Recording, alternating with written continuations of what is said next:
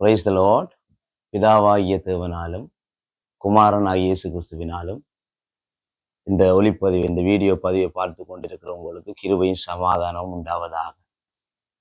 இன்றைக்கு நாங்கள் தியானிக்க போகிற சப்ஜெக்ட் பாடம் குமாரத்துவம், அதாவது குமாரனை குறித்து. இன்றைக்கு பலருக்கு இயேசுவை குறித்து தெரியும், ஆனால் அவர் எப்படிப்பட்டவர், யார், அவருடைய தன்மை எப்படி என்று தெரியாது. பல ஊழியர்கள் உட்பட விசுவாசிகள் குமாரன் யார், எப்படிப்பட்டவராய் இந்த பூமிக்கு அனுப்பப்பட்டார் என்பதை குறித்தான ஒரு தெளிவில்லாத காரணத்தில் இந்த ஒளிப்பதிவை நான் உங்கள் மத்தியிலே நான் பதிவிடுகிறேன். உங்களுக்கு தெரியும், சில விட தெரியாமல் இருக்கலாம். பழைய ஏற்பாடானது உண்மையிலேயே மூலமொழியாகிய எபிரேயத்தில் எழுதப்பட்டது. புதிய ஏற்பாடானது கிரேக்க மொழி என்று சொல்லப்படுகிற அந்த பாஷையில எழுதப்பட்டது. இன்னைக்கு நாம் வைத்திருக்கிற வேதங்கள் தமிழ் வேதாகமும் ஆங்கில வேதாகமும் ஒவ்வொரு பாஷையிலே வைத்திருக்கிறோம். ஆனால் உண்மையாகவே நிஜம், அது எழுதப்பட்ட நிஜ மொழி என்றது பழைய ஏற்பாடு எபிரேய மொழியில எழுதப்பட்டது, புதிய ஏற்பாடு கிரேக்க மொழியில எழுதப்பட்டது. இதன் அடிப்படையில் இந்த மூல வார்த்தைகளை கொண்டு நாங்கள் குமாரன் இயேசு யார் என்ற ஒரு தெளிவான ஒரு சிறிய ஒரு காரியத்தை நாங்கள் பார்க்கிறோம். சிறிய ஒரு கிளிப் தான், அநேக நேரங்கள் எடுக்க விரும்பவில்லை. இது பிற்காலங்களிலே பாகமாய் பகுதி பகுதியாய் தொடரக்கூடிய வாய்ப்புகள் இருக்கிறது. அப்ப நீங்கள் கற்றுக்கொள்ள முடியும். இன்றைக்கு குமாரன் யார், அவர் எப்படிப்பட்டவர், எப்படிப்பட்ட ஒருவராய் இந்த பூமிக்கு அனுப்பப்பட்டார் என்றதை மாத்திரம் நாங்கள் பார்க்க போவோம். அவ்வளவுதான். ஆகவே குமாரனை குறித்து கிட்டத்தட்ட கிறிஸ்துவுக்கு முன் 700 ஆண்டுகளுக்கு முன்பதாக ஒரு தீர்க்கதரிசி மிகவும் துல்லியமாக எழுதி வைத்திருக்கிறார். அவர் தான் ஏசாயா புஸ்தகம் 9வது அதிகாரம் 6ஆம் வசனத்தை நீங்கள் வாசித்தால் தெரியும். மிகவும் துல்லியமாக அவரை குறித்து தீர்க்க தரிசனமாக இப்படி ஒருத்தர் வருவார், இப்படி ஒருத்தர் கொடுக்கப்படுவார் என்று சொல்லி அழகாக ஏசாயா 9ஆம் அதிகாரம் 6ஆம் வசனத்திலே கூறப்பட்டிருக்கிறது. அவர் கூறும்போது அந்த 2 வரிகளை, மேல் 2 வரிகளும் கீழே நாங்க இருக்கட்டும் பிற்காலங்களிலே பார்க்கலாம். இந்த 2 வரிகள் அழகாய் சொல்லுகிறது, நமக்கு ஒரு பாலகன் பிறந்தார், குமாரன் கொடுக்கப்பட்டார். அவ்வளவுதான். பிறந்தது பாலகன், கொடுக்கப்பட்டது குமாரன். அது இந்த வார்த்தைகளை நாம் சில வேளை மூல மொழியிலே பார்க்கத்தான் வேணும். கட்டாயம் பார்த்தால் நமக்கு புரியும் போலாங்க. இல்லாவிட்டால் லேசில புரிந்து கொள்ள முடியாது. தமிழை பொறுத்தவரையில் எல்லாமே ஒன்று போல தெரியும். பிள்ளைகள், குமாரர்கள், குமாரத்திகள், மகன், மகள் எல்லாம் ஒன்று நம்மளை பொறுத்தவரை கேட்டால் சொல்லுவார்கள் எல்லாம் ஒன்று தானே பாஸ்ட், அப்படி சொல்லுவார்கள். பிள்ளைகள் என்றால் ஒன்று தானே, குமாரன் என்றால் ஓகே ஆம்புல, குமாரத்தி என்றா பொம்புல, மகள் என்றா பொம்புல, மகன் என்றா ஆம்புல, எல்லாம் ஒன்று போலதான் தெரியும். ஆனால் இந்த மூல மொழியின் அடிப்படையில் பார்க்கிற பொழுது வித்தியாசங்கள் இருக்கிறது. பிள்ளைகள் என்று குறிப்பிடப்பட்டாலும் அது எத்தன்மை உள்ள பிள்ளைகள், எப்படிப்பட்ட பிள்ளைகள் என்று ஆவியானவர் திட்ட தெளிவாக எழுதி வைத்திருக்கிறார். பிள்ளைகள் என்று வருகிற இடங்களிலே, குமாரர்கள் என்று வருகிற இடங்களிலே நாம் கொஞ்சம் நம்முடைய கவனத்தை செலுத்த வேண்டி இருக்கிறது. அதன் அடிப்படையிலே ஏசாயா 9ஆம் அதிகாரம் 9:6 நமக்கு ஒரு பாலகன் பிறந்தார், குமாரன் கொடுக்கப்பட்டார். இந்த பாலகனுக்கு பதிலாக பைடியா, கிரீக்கிலே பைடியா என்ற வேர்ட்ஸ் பயன்படுத்தப்பட்டிருக்கிறது.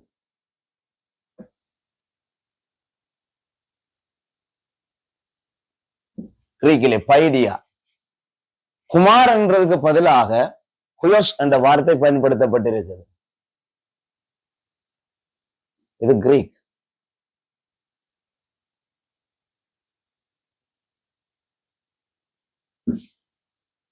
இதை விட புதிய ஏற்பாட்டிலே அநேக இடங்களிலே பிள்ளைகள் என்ற வேர்ட்ஸ் பயன்படுத்தப்பட்டிருக்கிறதை பார்க்கிறோம். பவுல் எழுதின நிருபங்கள் உட்பட பல இடங்களிலே பார்க்கலாம். ஆனால் பிதா இயேசுவை எவ்வாறு இந்த பூமிக்கு அனுப்பினார், எப்படி அழைத்தார் என்றதான் எங்களுக்கு முக்கியம். குமாரன் என்றுதான் பல இடங்களில் சொல்லப்படும். இயேசுக்கு வேறு எந்த ஒரு வார்த்தையும் கூறப்படும். எங்க பார்த்தாலும் குமாரன் குமாரன் குமாரன் குமாரன் குமாரன், இதா கொடுத்த சாட்சி. அவருக்கு வேறு விதமான வார்த்தையும் பயன்படுத்தப்படவில்லை. ஆனால் கிரேக்க மொழியிலே புதிய ஏற்பாட்டிலே கிட்டத்தட்ட 5 மொழிகள், 5 வேர்ட்ஸ் பயன்படுத்தப்பட்டிருக்கிறது பிள்ளைகளை குறிப்பதற்காக. பிள்ளைகள் என்ற சொற்பதத்தை குறிப்பதற்காக 5 வேர்ட்ஸ் பயன்படுத்தப்பட்டிருக்கு. அதிலே முதலாவது வேர்ட் வந்து முதலாவது சொற்பிரயோகம் வந்து பிள்ளையை குறிப்பதற்காக பயன்படுத்தப்பட்ட பிரேக்ஃபாஸ்ட்.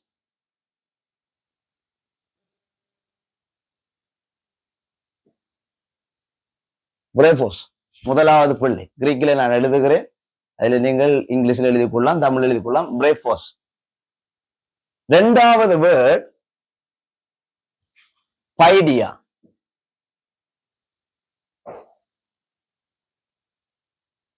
பைடியா இதுவும் பிள்ளையை தான் குறிக்கும். மூன்றாவது நெப்பியோஸ். நெப்பியோஸ் இதுவும் பிள்ளையை தான் குறிக்கும். நான்காவது டெக்னான். டெக்னான் இதுவும் பிள்ளையை தான் குறிக்கும். ஐந்தாவது ஹுயோஸ் இதுவும் பிள்ளையைத்தான் குறிக்கிறது. இப்படி 5 இந்த பிள்ளையை குறிக்கிற வேர்ட்ஸை நாங்கள் வேதாகமத்தில் பார்க்கிறோம். இதில் எந்த தன்மையில இயேசு வெளிப்பட்டார் வேதத்தில் தான் நாங்கள் இன்றைக்கு கவனிக்க வேண்டும். எல்லாமே கிரேக்க மொழியில் எழுதியிருக்கிறோம். கிரேக்க மொழி தான் உங்களுக்கு தெரியும். இதுல பல எழுத்துக்களை நீங்கள் பார்த்திருப்பீர்கள். மேட்ச் படிக்கும் போது பலருக்கு தெரியும். இதுல இந்த எப்சிலோன் பார்ப்பீங்க, பை பார்ப்பீர்கள், அல்பா பார்க்க முடியும், டெல்டா பார்க்க முடியும். மேட்ச்ல படிக்கிற கிட்டத்தட்ட 24 எழுத்துக்கள் இருக்கிறது கிரீக்கிலே. உலகத்திலே 3 சர்வதேச மொழிகள் இருக்கிறது சரித்திரத்திலே. அதுல முதலாவது சர்வதேச மொழி இந்த கிரேக்கம் தான். 2வது சர்வதேச மொழி லத்தீன், ரோமர்கள் பயன்படுத்தின லத்தீன் பாஷை. 3வது இப்ப இருக்கிற இங்கிலீஷ், ஆங்கில மொழி. ஆகவே இந்த சர்வதேச மொழி இந்த கிரீக்கிலே தான் புதிய ஏற்பாடு எழுதப்பட்டது. இதுல பல எழுத்துக்களை நாங்கள் நச்சுல கூட பார்க்கிறோம். பலருக்கு ஞாபகங்கள் வரும். இதை பார்க்கிற பொழுது ஒமைக்ரோன் வரும், நியூ வரும், கோஸ் வரும், கோஸ் தான் ஏட்டா வரும், இப்படி பல பை வரும், அயோட்டா படிச்சிருப்போம். பல காரியங்களை பார்க்கிறோம். இதில் இயேசு எவ்வகையில் வெளிப்பட்டார் இதான் எங்களுக்கு தேவை. பாலகனா பிறந்தார், கொடுக்கப்பட்டது குமார்.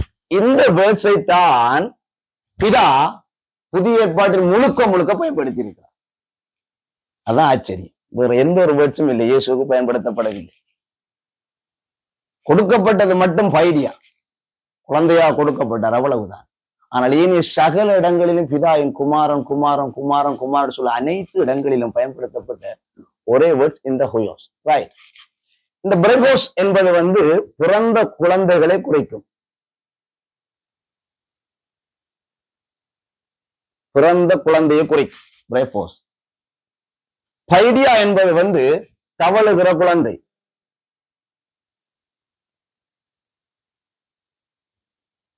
தவழுகிற குழந்தையை குறிக்கும். நெபியோஸ் என்பது வந்து நடந்து ஓடி விளையாடும் பிள்ளையை குறிக்கிறது. டெக்னான் வந்து இந்த நடந்து ஓடி விளையாடுகிற பிள்ளைகள் அப்பாலையும் கடைசி சாகும் வரையான அனைவரையும் குறிக்கிறது. நடந்து ஓடி விளையாடுகிற பிள்ளைகளுக்கு அடுத்தபடியிலிருந்து சாகும் வரை. இப்ப நான் கூட டெக்னான், நான் என்னுடைய தாய் தகப்பனுக்கு பிள்ளை. டெக்னான் நான் ஒரு பிள்ளை.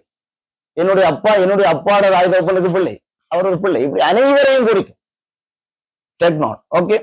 ஹுயோஸ் என்பது மட்டும்தான் கொஞ்சம் வேறுபட்டது. இதைத்தான் நாங்கள் கொஞ்சம் அவதானிக்க வேண்டும். இது இருபாலினரையும் குறிக்கும். இரு ஆணையும் குறிக்கும், பெண்ணையும் குறிக்கும். பிரேபோஸ். பைடியா அப்படித்த ஆணையும் குறிக்கும், பெண்ணையும் குறிக்கும். நெபியோஸ் ஆணையும் குறிக்கும், பெண்ணையும் குறிக்கும். டெக்னான் ஆணையும் குறிக்கும், பெண்ணையும் குறிக்கும். ஆனால் ஹுயோஸ் என்பது வந்து ஆணை மாத்திரமே குறிக்கும், மேல், பெண்ணை குறிக்காத ஒரு நாள் தான் கிரேக்கிலே பயன்படுத்தப்பட்டு. இந்த ஹுயோஸ் ஆகத்தான் பிதா குமாரன் இந்த பூமிக்கு அனுப்பினார். குமாரத்துவம். இந்த ஹுயோஸுடைய அர்த்தம் என்ன? இன்றைக்கு அநேகர் ஆவிக்குரியவர்கள் பார்க்கிற பொழுது இன்னும் குழந்தைகளாகவே இருக்கிறத பார்க்கிறோம். சிலவர்கள் அடுத்த பகுதியில் நீங்கள் மீதி காரியங்களை தெளிவாய் நீங்கள் கற்றுக்கொள்ளலாம். சபை இன்றைக்கு குழந்தைகளாகத்தான் இருக்கிறது. சப்போஸ் ஈவன் ஊழியக்காரர்களும் குழந்தைகளாய்த்தான் இருக்கிறார்கள். ஆனால் குயஸ் குழந்தைகளை குறிப்பது அல்ல, முதிர்ச்சி அடைந்த குமாரர்களை குறிக்கும் வேர்ட்ஸ். முதிர்ச்சி அடைந்த குமாரர், கடவுளை அறிகிற அறிவில, பிதாவை அறிகிற அறிவில, சத்தியத்துல தேறுகிற தேர்ச்சியில முதிர்ச்சி அடைந்த பிள்ளைகளைத்தான் குறிக்கும் இந்த குயஸ். உங்களுக்கு உதாரணமா இந்த வேர்ட்ஸ் எங்க பயன்படுத்தப்பட்டிருக்குன்னு நான் சொல்லுவேன். வேதத்திலே இந்த பிரேபஸ் என்ற வேர்ட்ஸ் பயன்படுத்தப்பட்டிருக்கிறது. 1 பேதுரு 2வது அதிகாரம். உங்களுக்கு ஒரு வேர்ட்ஸ் உதாரணம் நான் காண்பிக்கிறேன். முதலாவது பிரேபஸ் வேர்ட்ஸ் பயன்படுத்தப்பட்ட இடம் 1 பேதுரு 2வது அதிகாரம் 3ஆம் வசனத்தில் இதை பார்க்கலாம். பிரேபோஸை பார்க்கலாம். நீங்கள் பிரேபோஸ் இந்த வேர்டை நீங்கள் பார்க்கலாம். அங்கே பேதுரு சொல்லுகிறாள், நீங்கள் புதிதாக பிறந்த குழந்தைகளைப் போல திருவசனமாகிய களங்கம் இல்லாத ஞானப்பாலின் மேல் வாஞ்சைகளாயிருங்கள். அதான் அந்த குழந்தை. உதாரணத்தை உங்களுக்கு காண்பிக்கிறேன். எங்க இந்த வேர்ட்ஸ் பயன்படுத்தப்பட்டிருக்கிறது. பிரேபோஸ் பயன்படுத்தப்பட்டிருக்கிறது குழந்தை. 2வது யோவான் 1:12 டெக்னான்.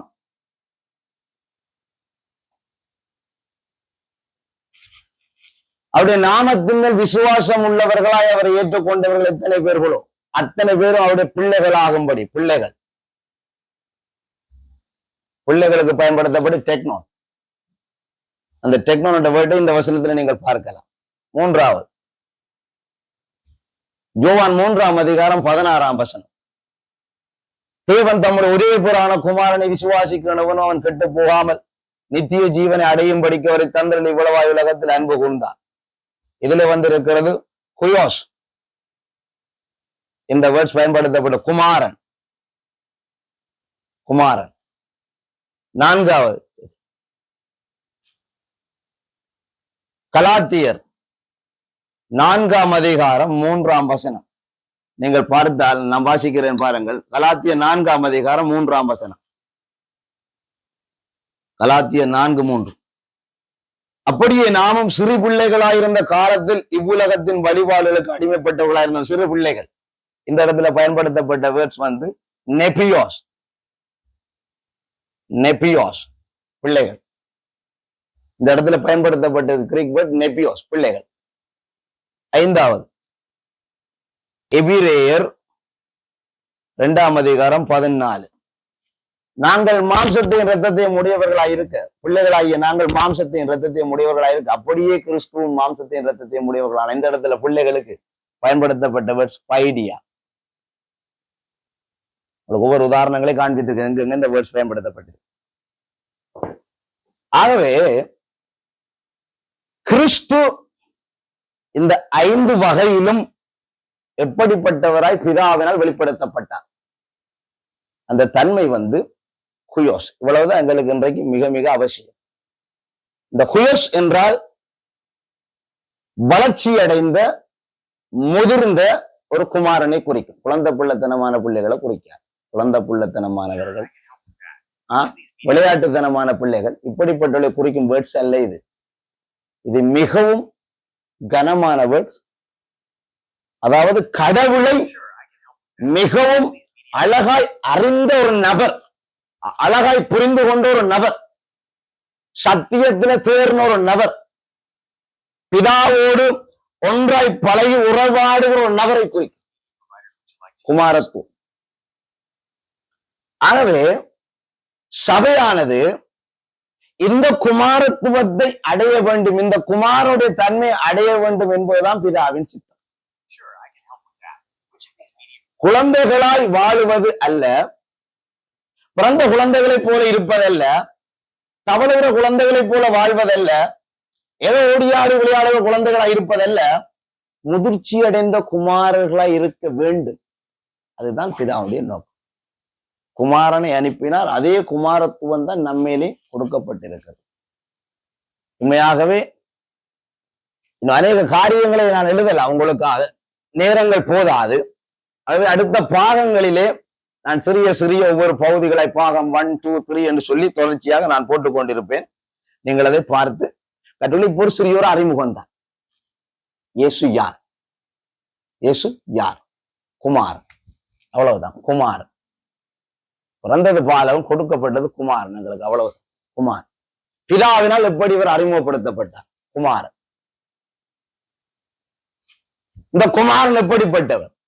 முதிர்ந்தவர், முதிர்ச்சி அடைந்தவர். இவருடைய தன்மை எப்படிப்பட்டது? பிதாவின் தற்சுரூபமான தன்மை உடையது. பிதாவின் தற்சுரூபமானது. அதனால குமாரனுடைய வேர்ட்ஸ்ல அர்த்தம் பிதாவை போலவே, பிதாவின் தற்சுரூபமான, பிதாவை அறிந்த, பிதாவை புரிந்து கொண்ட, பிதாவுடைய உள்ளம் போல் இருக்கிற அப்படிப்பட்ட ஒரு முதிர்ந்த குமார். அவ்வளவு. இந்த தன்மையை சபை அடைய வேண்டும் என்பதுதான் பிதாவினுடைய ஒரே எண்ணக்கும். குமாரன் என்ற குமாரனை போல ஹுயோஸ், இந்த குமாரனை போல எல்லாரும் மாறணும். ஒருவரும் குழந்தைகளை போல இருக்கக்கூடாது. ஆகவே இதை பார்த்து கொண்டிருக்கிற ஒவ்வொருவருக்கும் நான் கூறுகிற ஒரு ஆலோசனை, ஒரு புத்திமதி, நாம் குழந்தைகளா இருந்த காலங்களை விட்டு ஹுயோஸ் நிலைமைக்கு மாற வேண்டும். இந்த புதிய ஆண்டிலே, புத்தாண்டு காலத்திலே உங்கள் அனைவருக்கும் புத்தாண்டு வாழ்த்துக்கள் ஆரம்பத்திலே சொல்லியிருக்க வேண்டும். மன்னித்துக் கொள்ளுங்கள். இதுவரைக்கும் குழந்தைகளாய் வாழ்ந்திருக்கலாம். நாம் ஆவிக்குரிய வாழ்க்கையில் ரசிக்கப்பட்டு 15 வருஷம், 20 வருஷம், 25 வருஷம், 30 வருஷம் பல ஊழியங்கள் கூட செய்கிறார்கள். இன்னும் குழந்தைகளாகவே இருக்கு. சத்தியத்தை குறித்த தெளிவு இல்லை, பிதாவை அறிகிற அறிவில்லை, நெருங்கிய உறவு கிடையாது, சத்தியத்தை எப்படி பேச வேண்டும் என்று தெரியாது, குழந்தை பிள்ளைத்தனமான பேச்சுக்கள், குழந்தை பிள்ளைத்தனமான பிரசங்கங்கள், குழந்தை பிள்ளைத்தனமான டீச்சிங்கள், பலதரப்பட்ட காரியங்கள் இன்றைக்கு பார்க்கிறோம். யூடியூப் வழியாக பார்க்கிறோம், வாட்ஸ்அப் வழியாக பார்க்கிறோம். பார்க்கும்போது மனதுக்கு கவலை. அவர்கள் பாஸ்டர்கள் போலவா பேசுகிறார்கள்? இவ்வளவு அனுபவசாலிகள் போல இருந்தாலும் அந்த அளவு முதிர்ச்சியை காண முடியல. எக்ஸ்பீரியன்ஸ் இருக்கு, வருஷக்கணக்கு எக்ஸ்பீரியன்ஸ் இருக்கு. ஆனா வேதத்தை குறித்த ஒரு முதிர்ச்சியை, சத்தியத்தை குறித்த ஒரு தெளிவை காண முடியல. தான் கவலைக்கிடமா. பிதா இதை அருவருக்கிறார். பிதாக்கு வேண்டும் இந்த பிள்ளைகள், நான் எப்படி ஹுயோஸாக குமாரனை அனுப்பினேனோ அதே நிலைமைக்கு சபை மாற வேண்டும். ஆமாம், அதான் பிதாடணும். அன்றைக்கு பிறகு தான் கிறிஸ்துடைய வருகையை கூட நாங்கள் எதிர்பார்க்க முடியும். இந்த குமாரத்துவத்தை சபை அடையும் வரைக்கும் கிறிஸ்துடைய வருகையை கூட எதிர்பார்க்க முடியாது. இதுதான் கவலைக்கிடமான விஷயம். சபை முதிர்ச்சி அடைய வேண்டும். சபை குமாரத்துவத்தை தரித்துக் கொள்ள வேண்டும். சபை குமாரனை போல மாற வேண்டும். சபை குமாரனுக்குரிய புத்திர சுவிகாரத்தை அனுபவிக்க வேண்டும், சுதந்திரித்துக் கொள்ள வேண்டும். சபை குமாரனுக்குரிய அந்தஸ்தை பெற வேண்டும். சபை குமாரனுக்குரிய ஆசீர்வாதங்களை சுயர்த்துக் கொள்ள வேண்டும். சபை குமாரனை போலவே வாழ வேண்டும். இது ஒன்றுதான் பிதாவுடைய நோக்கம். அதனாலதான் அவருக்கு மட்டும் ஒரு தனித்துவமான வேர்ட் ஹுயோஸ். நான் அனுப்பினது சாதாரண ஆள் அல்ல, ஒரு ஹுயோஸை அனுப்பியிருக்கு என்ற ஒரே பேரான குமாரன். அது முதிர்ச்சி அடைந்த குமாரன். ஆகவே இந்த நிலையை சபை அடைய வேண்டும் இந்த ஆண்டு. நாங்கள் அனைவரும் நான் உட்பட அனைவரும் நாங்கள் பிதாவோடு உறவாடுவோம், கடவுளோடு நெருங்கி உறவை ஏற்படுத்தி கொள்ளுவோம், கடவுளுடைய சத்தியங்களை அழகான முறையில கற்று தேர்ச்சி அடைந்து கொள்வோம், மாணவர்களாக இருப்போம், எப்பொழுதுமே கற்றுக்கொள்வோம். பலர் இன்றைக்கு தோன்றி இருக்கிறார்கள், பல பிரசங்கம் பண்ணுகிறார்கள், பலர் கற்றுக் கொடுக்கிறார்கள். பல இடங்களிலே வஞ்சிப்பான உபதேசங்கள், கள்ள உபதேசங்கள், கள்ள படிப்பினைகள், பலதரப்பட்ட காரியங்கள் இன்றைக்கு பரவி கொண்டு வருகிறது. ஆகவே தெளிவாக இருப்போம். பிதாவுக்கு குமாரன் எப்படி கடைசி பரியந்தம் கீழ்ப்படிந்தவராய் முதிர்ச்சி அடைந்த குமாரனாய் வாழ்ந்தாரோ அதே போல நாங்களும் அப்படிப்பட்ட ஒரு தன்மையை தரித்து கொண்டு வாழ்வோம். அடுத்த ஒளிநாடா பதிவுகளிலே நான் பேசுவேன். அழைப்பு என்ன, எங்களுடைய அழைப்பு என்ன, அதை குறித்து பேசுவேன். புத்திர சுவிகாரத்தை குறித்து பேசுவேன். அநேக காரியங்களை பேசுவேன். படிப்படியாக ஒன்றன் பின் ஒன்றாய் பேசிக்கொண்டே வருவேன். அப்பொழுது உங்களுக்கு புரிந்துணர்வு உண்டாகும், தெளிவு உண்டாயிருக்கும் என்று நான் நம்புகிறேன். இதை பார்த்து கொண்டு உங்கள் அனைவரையும் கர்த்தர் தாமே ஆசீர்வதிப்பாராக. God bless you.